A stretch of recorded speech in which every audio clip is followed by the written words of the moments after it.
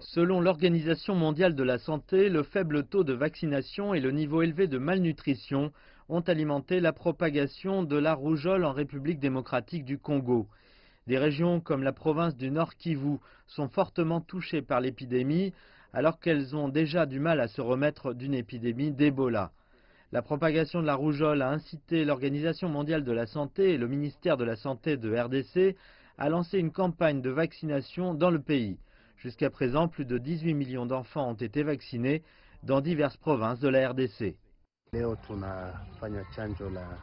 Aujourd'hui, nous donnons un vaccin contre la rougeole parce que beaucoup d'enfants ici ont été malades. Ceux qui sont malades sont traités gratuitement.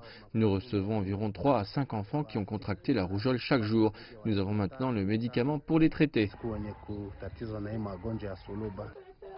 La couverture vaccinale systématique reste toutefois faible dans certaines régions où l'épidémie tue lentement des enfants issus de communautés vulnérables. Selon l'OMS, 25% des cas de rougeole signalés sont chez des enfants de plus de 5 ans, un âge très vulnérable.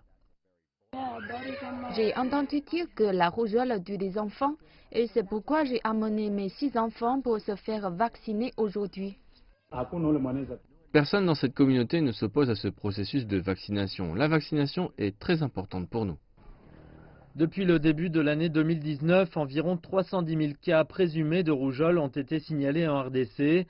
Les mauvaises routes et l'insécurité ont entravé les opérations de réaction dans certaines régions.